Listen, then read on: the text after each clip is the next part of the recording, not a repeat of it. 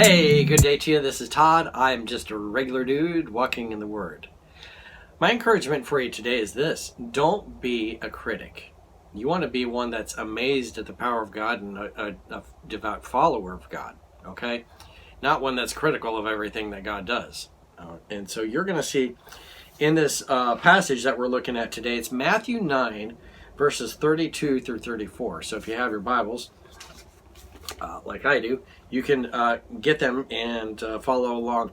Matthew 9, 32 through 34. And it says this: While they were going out, a man who was demon-possessed and could not talk was brought to Jesus. Okay, so this is like the third guy that's demon-possessed that's being healed by Jesus, all right?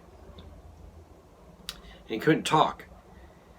And he was brought to Jesus in verse 33. And when the demon was driven out, the man who had been mute spoke. Okay? The crowd was amazed and said, "Nothing like this has ever been seen in Israel." But the Pharisees said, "It is by the prince of demons that he drives out the demons." Okay? There's several characters. There's Jesus here who does the healing. Okay? And people should be amazed at what he does.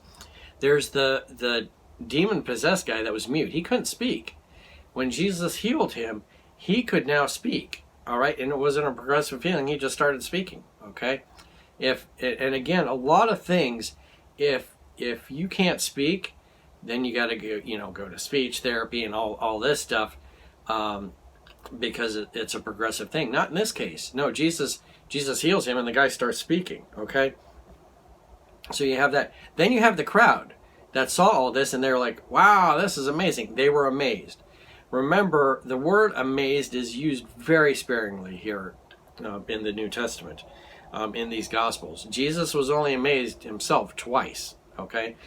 And then the crowds were amazed at different times, but it wasn't, a lot. But, in this case, the crowds were amazed, okay? And you would think, oh, the religious leaders, they should be amazed too. No, not necessarily. They were critical of it, and they were like, oh, no. But the Pharisees said, "It is by the prince of demons that he drives out demons." Okay? They were trying to find some other ways as to how Jesus could possibly do this. Not attributing the power to God, but, saying he must be demon-possessed. Okay?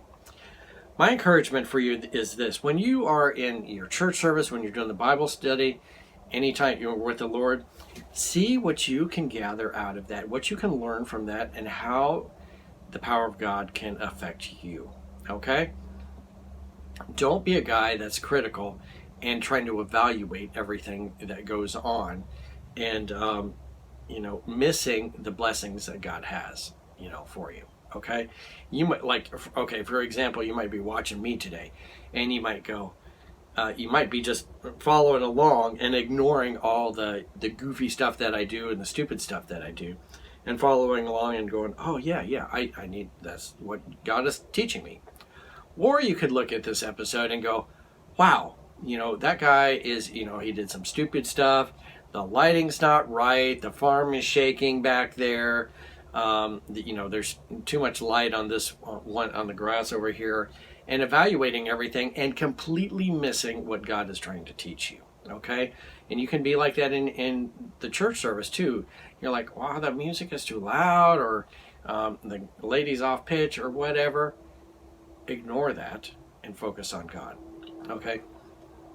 Some of the greatest times I've had in worship is when I have ignored, the guy that's off tune, but he has that heart that is pure, and he's seeking God. And he's like, I need to ignore that and just focus on the worship here. And so that's what all of us have to work on, not being critical, but on looking what the Lord is trying to teach you. Okay? Thanks for watching. I'm just a regular dude walking in the Word, and I'll see you tomorrow as we continue looking at the book of Matthew. Lord's blessing. See you then.